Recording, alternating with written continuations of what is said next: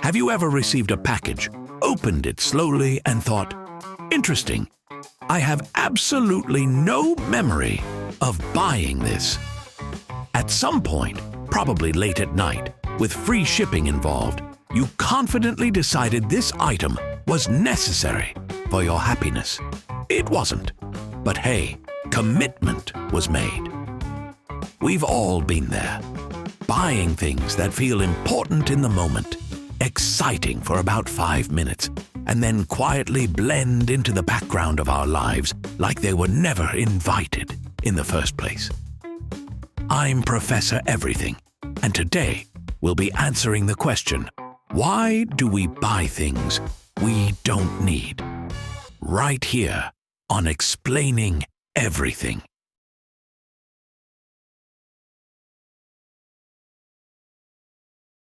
Let's start with the biggest culprit, your brain. Not you specifically. Don't take this personally. All our brains are kind of bad at this. Your brain is wired for survival, not budgeting. When it sees something shiny, useful looking, or labeled limited edition, it doesn't think, will this improve my life long term? It thinks, oh, new thing. Buying something gives your brain a tiny hit of dopamine, the same chemical responsible for joy, excitement, and that feeling you get when your food arrives exactly when you're starving. It's a quick reward, and your brain loves quick rewards. The problem? Dopamine doesn't care if the thing is useful. It doesn't care if you already own 3 versions of it. It doesn't care if you're going to forget it exists in 48 hours. Your brain just goes, we bought something. We are winning at life. That's why clicking Buy Now feels amazing, and opening the package later feels slightly confusing. The excitement already happened. The item just shows up like, hey, remember me. Companies don't accidentally convince you to buy stuff. You're being professionally persuaded. Ever notice how products aren't just sold as objects, but as solutions to imaginary problems? You weren't uncomfortable until someone told you your chair wasn't ergonomic enough. You weren't unhappy until an ad showed someone happier than you holding the thing. Marketing is basically psychology with better lighting. Words like essential, must have, game changer, and you deserve this are doing a lot of heavy lifting. Suddenly, a candle isn't a candle, it's self-care. A water bottle isn't a water bottle, it's a news lifestyle. And don't even get me started on sales. A 50% discount makes your brain think you're saving money, even though you're still spending money you weren't planning to spend. That's not saving. That's panic shopping with math. Then there's scarcity. Only 3 left. 3 left where? In the world. In the warehouse. In this exact emotional moment. Marketing creates urgency, so you don't have time to think. Because if you stop and think, the spell breaks, and nobody wants that. Here's the part that hurts a little, but in a funny way. Sometimes we're not buying things for who we are. We're buying things for who we imagine ourselves becoming. You don't buy workout gear because you go to the gym. You buy it because future you goes to the gym. Future you is disciplined, motivated, and somehow wakes up early without suffering. Same with books, planners, cooking tools, and hobby supplies.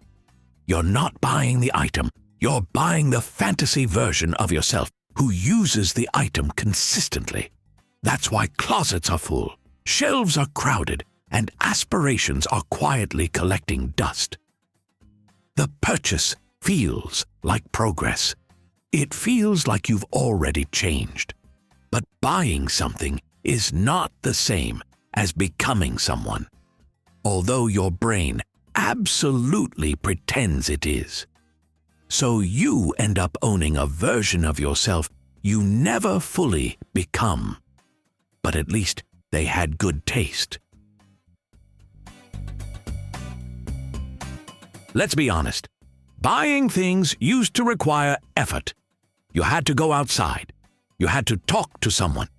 You had to physically hand over money and feel the emotional pain of it leaving your hands.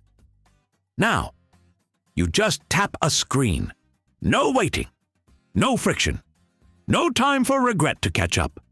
Your credit card information is already saved like, "Don't worry, I got this." Online shopping removes the moment where you might stop and think, "Do I actually need this?"